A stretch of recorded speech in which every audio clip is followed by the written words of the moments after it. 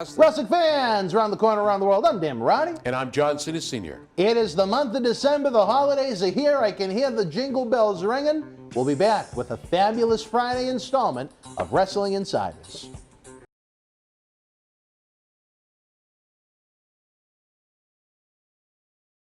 Wrestling fans, we explode into Christmas for the 9th annual Paul Bearer Holiday Headlocks Toy Drive Cyber Fan Fest. A human sea of superstar guests have come to MWF Studios for live interviews, tributes, and virtual autograph signings. The good news is, if you miss these superstar signings, we have individual autograph photos available as well as all-inclusive VIP packages throughout the season. If you want them for yourself or to give us a holiday gift for Christmas, get the order in by December the 19th. On Christmas night, we'll reveal the winner of the massive Christmas Week Mega Raffle, where one lucky fan wins an entire jackpot of prizes, again, to benefit the Paul Bearer Holiday Headlocks Toy Drive. 2020 has been a brutal year for the economy, as well as our toy drive efforts. We could use any and all the help you could give us. Be part of the professional wrestling community. If you're going to take part in any toy drive this year, let it be one where we update Santa Claus's GPS and honor Paul Bearer's memory. Head on over to BostonWrestling.com now.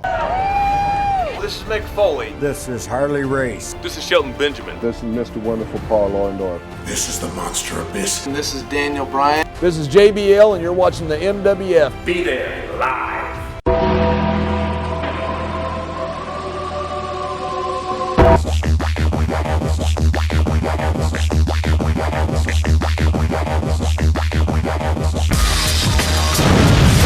Wrestling fans around the corner, around the world, I am Dan Marty. Welcome to a special installment of Wrestling Insiders. Fabulous Friday nights. As you can tell, we are not in studio. As I have mentioned, I have had to be on the go, not to be confused with Margot. That's a different story for a different time. But I am happy to be joined by a man, a global traveler, if you will, even during these coronavirus times, in his private plane, the one, the only Mr. Friday Night himself, the fabulous one, John Cena Sr. Johnny, a pleasure to be with you podcast style this week, I guess. Well, I think it's going to be fun. It's a different way to do it, but I think the fans will not be disappointed. Well, I know they are disappointed. The women are disappointed they're not going to get to see you on camera. Wow. Well, all right. Next time, after the first of the year, we'll be good to go. That's right. We the next couple of weeks, we're going to try and do it podcast style, because that's the options, fans. We can either give you nothing, or we can try and make the meal with the materials we have in the kitchen, so to speak. So that's what we're going to do. All right. First of all, Johnny, I think the biggest touching point of the week, I remember a year ago when we had the Hall of Famer Gerald Briscoe with us WrestleMania weekend. He spoke about how much respect this man had for you. And unfortunately, as fans around the corner and around the world know, the wrestling community, the wrestling fan base, the wrestling family lost the late, great Pat Patterson within recent days. Johnny, your memories, your reflections of certainly someone with one of the most unique careers in and out of the ring is Pat Patterson. All I can say is this. I was truly honored and humbled to be working with and have associated with Pat Patterson on several occasions. A true, genuine human being who loved life and truly loved the sport of professional wrestling. Always a smile, always a joke, always a story about his life, about wrestling. I remember one time was sitting at the bar. I had just finished doing a thing with WWE with John, and I was there with Pat, and Michael Hayes was on the other side, and Pat was explaining to me in his words, all this wrestling stuff, it's good for everybody, and so Michael Hayes said, "Hey, Cena's old man, he does indie wrestling." "Oh, why did you tell me he was a mark like us?" Everybody. So Pat was just an unbelievable human being. He and I had great conversations. I can't find his book. I misplaced it, but I will tell you this. It's the first book written by a professional wrestler that really was about life, about my life, my journey, the hardships I faced, being who I was in an industry and a society that was not ready to accept a gay wrestler. Mm-hmm. All I can say is I truly miss this man, his smile, his humor, and his love for everyone. Why do you think he had so much genuine respect for you, according to Jerry? I don't know. He and I both spoke back and forth. We spoke about many things. Um, I'm honored. I'm humbled by that comment, but I don't know. Did you ever hear him sing My Way? I have. I have. Where And, were you when you heard him sing My Way? Was it we live did and in person, or? alive and in person. We were up at the other place here, and we were joking around, and all I heard was a few bars of that song. I can't tell you enough about this man. It's a tremendous loss to the wrestling community and to the world for those who did not have the opportunity to see him, to meet him, or be part of something he's done. It's a loss. It truly is a loss. And I think the fans truly don't realize the impact that he had on the industry, Johnny, beyond his body of work inside the squared circle, which wound down on a full-time basis in the early 1980s when he joined Vince McMahon, quote-unquote, Junior's World Wrestling Federation. He was one of the point men of the company as far as every big match, every big event, every big storyline. I mean, his fingerprints were all over it for several decades. I mean, many of the WrestleManias you enjoyed, look at who they entrusted to help put together the first WrestleMania 1 main event, when Pat Patterson was the referee of Hulk Hogan and Mr. T against Roddy Piper and Paul Orndorff. They knew, Mr. T may need a little help in there, so Pat was a great point man to have as that extra mouth in the ring, so to speak. The same could be said for WrestleMania 11 when NFL Hall of Famer Lawrence Taylor took on Bam Bam Bigelow at WrestleMania 11 in Hartford, Connecticut. Again, when, someone as inexperienced as Lawrence Taylor may have needed that those extra words of wisdom, so to speak. Well, Pat had it all: the Royal Rumble idea, the WrestleManias, the ability to sit with the chairman of the board. I consider Pat part of the McMahon family. I think he's just a great human being. But Vince would listen to Pat Patterson and some other wrestlers out there, the Briscoes, etc. But I think Pat had a way. Pat had a way about him of saying, just listen, let's try it. I know it's going to work. Let's do it. And reluctantly, I'm sure, well, all right, we'll give it a try. And you can see the results. You can see the results with this man. Well, I will say, Johnny, it is a shame that a lot of fans right now that Google information about Pat Patterson, that the slanderous remarks that came out about the man during some of these scandals in 1991, 1992 are still out there as social media headlines, so to speak. Superstar Billy Graham later came out and admitted that all of the stories that he created about Pat in the media were fictitious, but as even noted in some of the videos we've made about Pat, there are fans that still believe that some of those stories to be true. And I think that's a real shame. Someone that did nothing like what Billy Graham put out there in the media in the early 90s, and here we are in 2020, getting ready to go into 2021, and the man has passed, and he's still being accused and mocked by fans that weren't around during that time frame about just fantasy land that Billy Graham created. I think that's wrong. Well, first of all, Billy Graham, I get an old saying, never piss in the wind. Billy Graham should take a lesson from that. As you know, I was involved with the situation with that, and we had a young lady coming in. Yep. So you know what? Something like that. Yeah. Let's be the real deal here. And, people sometimes have nothing better to do than to stir the pot. All I can say to those people that are out there still using those innuendos, still believing that fantasy, is if you're half a woman, half a man, got any guts or any balls, why don't you go out and get the real facts before you open your mouth? Don't be a goat, be a leader. Don't be all these persons that lead and be a follower. I think it's safe to say, Johnny, that now here we are 28 years or so approximately after those scandals were kind of put to rest in 1992, that if Pat Patterson was this horrific person that tried to use the World Wrestling Federation and WWE as a casting couch, I think we would have heard the story from more than 2 or 3 disgruntled people. I think, first of all, if that were the case, knowing the chairman of the board, knowing the people involved with WWE, that person would not be there anymore. Well, it just not tolerated.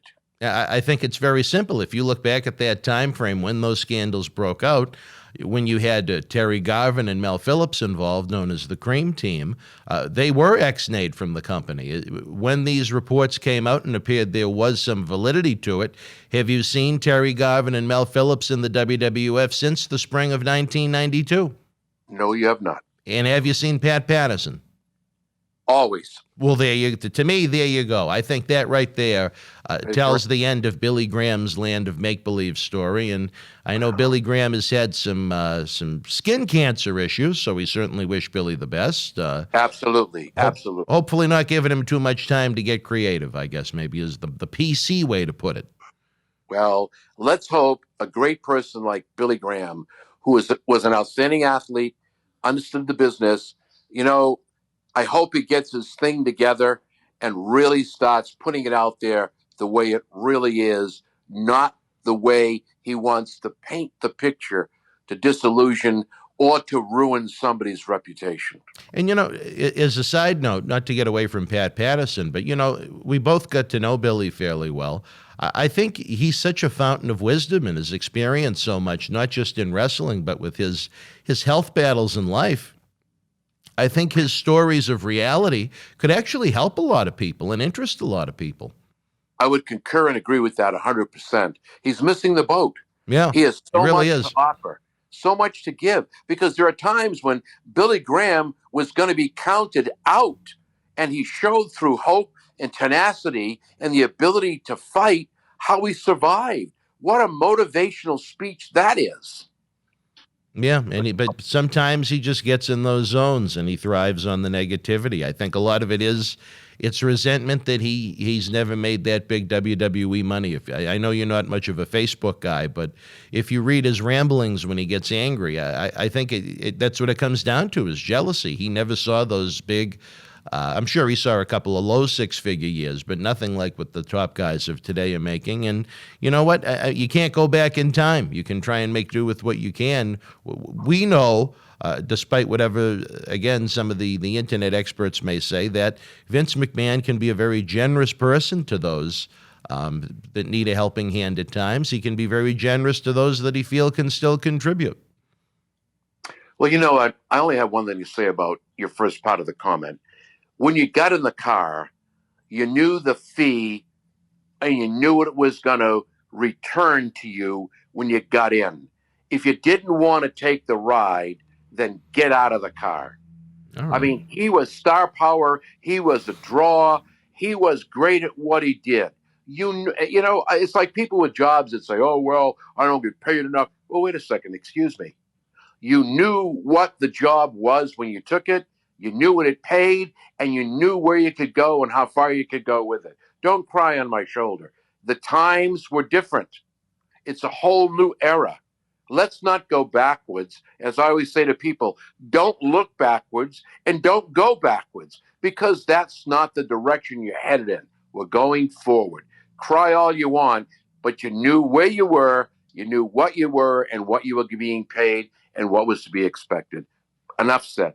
To be fair, again, no one told Billy Graham to leave the company at times when he chose to leave. To be fair, no one told Billy Graham to put drugs into his body. Those were adult decisions that the man made. Right. If I was him, instead of trying to go back in time or thrive on some of these negative situations, what about trying to take a page out of Bruce Pritchard's book? Look at a guy whose name wasn't on the professional wrestling map. He got involved in that great weekly podcast that you and I were involved with a couple of times on a live basis, Something to Wrestle. And now, just with Bruce's name being out there, not only is he the EP of SmackDown, but since Paul Heyman going back into a talent-only capacity over the summer, he's the executive producer of both Raw and SmackDown. So I think Billy, with his mind and his experience, could offer a lot of things in a positive way to the industry.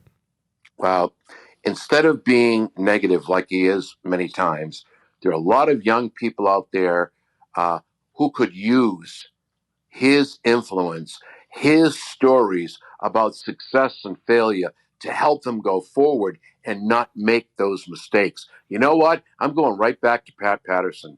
Pat's hand was always there to pick somebody up when they fell down. Pat Patterson was always there to put an arm on a shoulder and say, let me take you aside and chat with you. If you do this, it might be better. Pat Patterson was always there to help and gave freely of his knowledge and advice every time he was asked. He was there. He was there. And you know what? You look at some of the difficulties that both men have faced in their lives. Again, Billy Graham's were choices. I don't think that Pat Patterson chose to be a gay man in an industry that was built around toughness and roughness and ruggedness and things like that. So Pat had a lot working against him from the first day he stepped into the genre, I think. Well, as I said before, he was at a time and a place in history where people would not accept it. You see, people are funny. We don't understand, accept who people are. It's not what's on the cover, it's what's inside on the pages. Mm-hmm. People don't understand that. You can't judge anybody by a cover. Wait till you open the book and start to see what's inside. You got his book, basically. I mean, like I say, I can't find my copy. I must have let somebody borrow it, and they haven't given it back to me. But that book basically said it all, how his father threw him out when he found out that he was gay, how, the tremendous burden he carried as he went along in his life. I mean, this man, how hard is it to be something or try to be somebody you're not? It's difficult. And when he came out finally on the Legend show, my God, what a revelation. Well, what a time and place. I hate to say that I forget the name of the book. I believe it is called Accepted. I know our great friends at ECW Press up in Canada released the book probably 3 or 4 years back. If you're looking for a last-minute holiday gift, I am one that loves to get a good book to read. Wrestling fans may love to read Pat's story. I believe it is called Accepted. It's a nice, classic black and white photo on the front of the book. If you went into Amazon.com or Googled Pat Patterson autobiography, I'm sure you could find the book very easily. And again, we're ticking down the days to the big one, Johnny. I think the fans might like the it. autograph inside. It's really good. Yeah. I think it's better than a PlayStation 5. Well, I guess it depends on the age range. I know Santa one-on-one, and Santa's advising people to give IOUs on the PlayStation 5 because right after the first of the year, you don't have any trouble getting them. And I guess I've sidetracked us, but you know what? I made a comment on Twitter. I won't back off. Let these people who are tripling the price, quadrupling the price. You know, there was a wrestler out there that had a move that was renamed the Attitude Adjustment. To all these people who are shocking, stealing, and taking money from people who need it for something else, let's give them the FU. Let's let them keep their PlayStations, and let's all have a Merry Christmas. And you know what? Maybe they deserve a bah humbug. Well, you know, I got a chuckle, Johnny, as a sidetrack from wrestling, another social media headline, but it was to a news article that I believe it was down in Texas. A man was bragging that he had dozens of PlayStation 5s. They created some kind of a program where they were able to order many when the pre-sale began. Yep. And I don't know if someone that knew him came across him or whatever the scenario may be, but his garage of PlayStation 5s was robbed. Oh, my. I feel bad. Sorry to hear about that. Oh, well. I thought that was kind of funny. A bitch. It is. I tell you, we've had some great superstars here in the studio this month, Johnny, as you've been traveling. They've been trying to give little old baby Marty some words of advice as far as to try and how to navigate December the 25th without the one thing on that small little list that he could have put on a Post-it note. It was so small, but we'll have to wait and see what happens. Christmas is a time of many surprises, so to speak. Well, let's put it this way. Very simply put, I know Santa on a one-on-one basis, and the very words from Santa are this. Remember, Santa loves you very much. And please understand, there are boys and girls who have no parents. And so if I take a very special gift away from you to give it to them, you won't mind, will you? And I also want to point out one thing, as Santa would say. Remember, Santa loves you so much. He will always bring you what you need. Sometimes not always what you want. Well, some very wise words from a good, close personal friend of the man on the North Pole. I ask you this, Johnny, again, I don't know how much validity there is to these rumors I've read online, and I guess what you'd call the wrestling dirt sheets. Has Margot Ouellette sang Santa Baby to you? Wrong.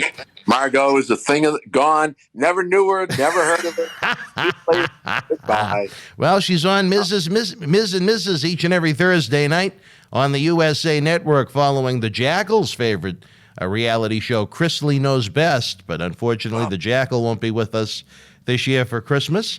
Along with Pat Patterson, we lost another one of the, I don't know if I'd call him one of wrestling's all-time greats, but certainly for the year 1989, Johnny, he made an impact in the genre. From the movie No Holds Barred into the Squared Circle, Zeus. Yep. Tremendous human being. You knew Zeus?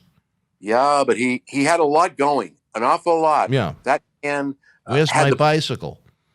Just never pushed, never had the right place or the right time. Very powerful, very big. Monster of a man. Yeah, I remember that movie. That movie was out. He did a great job. He put the reality into that movie. And then when he started doing stuff in the wrestling circle, apparently it just wasn't meant to be, or they couldn't find enough storylines to use him. But again, it's sad when you lose a person at 62 years old. Right. Yeah, you talk about creativity from Vince McMahon to take this Hollywood actor and insert him in this movie to be the foil of Rip Thomas, which was the character of Hulk Hogan in the No Holds Barred movie, and take him from Hollywood, literally rip him from the movie screen and put him into the professional wrestling ring. You know, I think I was in elementary school when that came out. That was a scary looking guy, Johnny. Zeus was very scary, very intimidating. Used the right way in the wrestling world, could have been on top. And he still, for his limitations, he still worked 3 pay-per-view main events. At SummerSlam 89, it was he and the Macho Man against Hulk Hogan and Brutus Beefcake. At Survivor Series, they hid his limitations in one of those 8-man multi-matches when it was the Hulkster, Demolition, and Jake Roberts against Ted DiBiase, the Powers of Pain, and Zeus. And then on Christmas night, it was a double feature, so to speak, a unique pay-per-view offering. I think WWE did an excellent job with, where for one low price, you got the movie itself, No Holds Barred, and then you got one match, a steel cage match that was taped at a TV taping with Hulk and Beefcake against Savage and Zeus in a cage match to blow the feud off. Johnny, I ask you this, with proper training, if he actually went through the process to try and learn how to become a full-time professional wrestler, I honestly think the sky could have been a limit for a man with that look in size. No argument for me. You're just reiterating what I said, and probably in a better way. The sky would have been the limit. Would he have taken the time and gotten the training? The potential was unlimited there. Well, I guess fortunately for him, he decided to go back and do Hollywood and make film and so on. Yep. And, he had he wasn't a headline actor in Hollywood, but, he had some pretty memorable roles. Again, Debo is, I think the phrase was, "Where's my bicycle?" or something along those lines. And even one of my favorite Batman versions, The Dark Knight, he had a role in that when he was on one of the ships that had convicts in it, when they were trying to figure out if Heath Ledger's Joker was going to get the other ship to blow the other one up. So he was very busy in Hollywood right up until the end. Well, as I say, another day to sit back and say, please God, another person has left us. Hopefully they're in a better place. There has to be something better. But 62, even 79 at Pat Patterson's age, cancer with Pat, very horrible thing. Zeus, nothing has been released yet as to the cause of death, but that's just a young age. Yeah.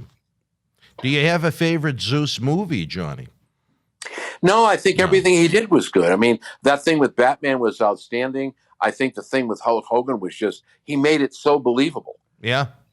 Here's this behemoth coming out. It's just going to literally tear this guy apart. It was unbelievable. I think, as you say, a lot of potential. However, you know what? Who writes the story? We write the story ourselves. So the direction we hit in, the roads we choose, nobody can blame us for mistakes or wrongs but ourselves. And I'm sure, to tie in the original topic of the show, I'm sure Pat Patterson had a hand in helping put together and structure those main events that Zeus was a part of. I would truly believe that. Yeah. I really would. Isn't that interesting, as how it all ties together sometimes, Johnny? Well, life is an interesting journey, Mr. Marty. All right. Before we prepare to go on this special podcast edition, as you and I complete our global travels here in 2020, you have TLC this Sunday night. Do you have any predictions for some of these big matches, including one of your favorites, The Fiend, taking on Randy Orton? I predict that Randy Orton gets defeated. You think The Fiend is going to come away with the victory? I do. I think that, the Goldberg-Roman Reigns match, now there, I'm just hoping that Reigns goes over, because Goldberg's comment was, Orton's next. Well, that match isn't going to be happening at TLC. The tribal chief that sits at the head of the table, Roman Reigns, will be defending his championship against Kevin Owens. I don't know if you have a prediction in that one. Well, no, I'm just going forward. Oh, you're talking WrestleMania now. Yep. All right. Yep. Well, let's see. You got the tribal chief against Mr. Owens. Well, I hate to say this, but if wrestling is wrestling, and I think you're going to get one hell of a match. I think there are going to be several close calls, but in the end, the tribal chief will be the winner. He'll still be sitting at the head of the table. I don't doubt that for 1 minute. I will say that it will be an earned victory for the tribal chief, because knowing Kevin Owens like I do, he'll take him to the ends and back. And on the Raw side, for the WWE Championship, it'll be Drew McIntyre defending I can't say gold because I don't think that WWE logo is gold, but he'll be defending the championship against AJ Styles. Do you have a prediction in that one for Sunday night, Johnny? I think a lot of AJ Styles.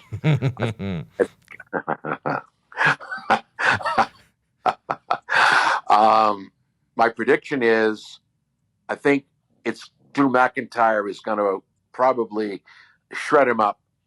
McIntyre on top. I think that's the Vegas odds would be in your favor on that one. Yep.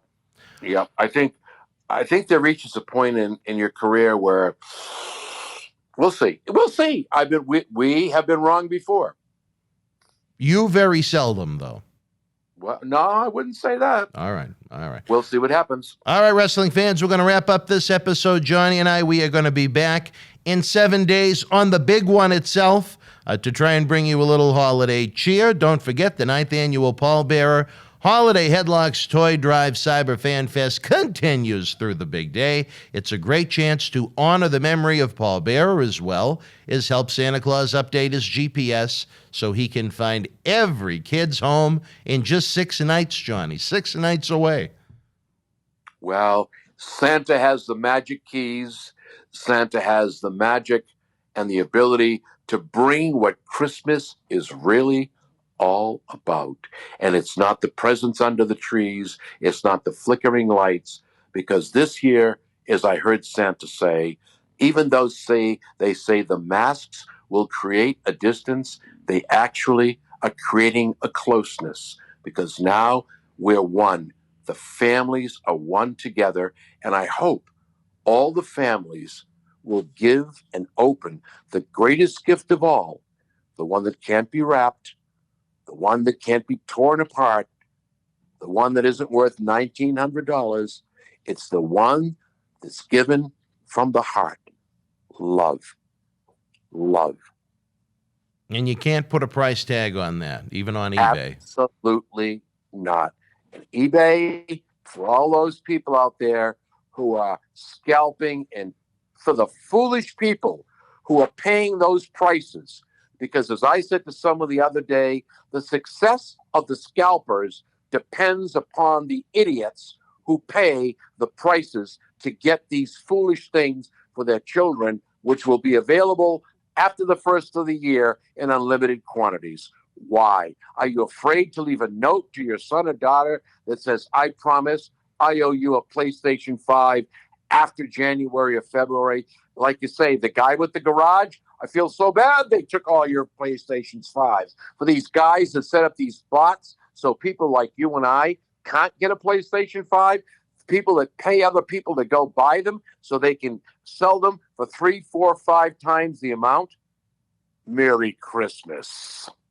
Well, bah humbug maybe to them. Amen. Thank you. All right, Johnny, we're wrapping up this episode now. We're going to be doing this similar again next week for the fans, so we're going to try and bring you as much holiday cheer as we can. For more information on our endeavor for the Paul Bearer Toy Drive, head on over to BostonWrestling.com. For John Cena Sr., I'm Dan Marati. Until we speak again next Friday night, folks, you and yours, be well, stay healthy, enjoy the Christmas week. Hopefully, no one was offended by that one. Wrestling fans, we explode into Christmas for the 9th annual Paul Bearer Holiday Headlocks Toy Drive Cyber Fan Fest. A human sea of superstar guests have come to MWF Studios for live interviews, tributes, and virtual autograph signings. The good news is, if you miss these superstar signings, we have individual autograph photos available as well as all-inclusive VIP packages throughout the season. If you want them for yourself or to give as a holiday gift for Christmas, get the order in by December the 19th. On Christmas night, we'll reveal the winner of the massive Christmas Week Mega Raffle, where one lucky fan wins an entire jackpot of prizes, again, to benefit the Paul Bearer Holiday Headlocks Toy Drive. 2020 has been a brutal year for the economy, as well as our toy drive efforts. We could use any and all the help you could give us. Be part of the professional wrestling community. If you're going to take part in any toy drive this year, let it be one where we update Santa Claus's GPS and honor Paul Bearer's memory. Head on over to BostonWrestling.com now.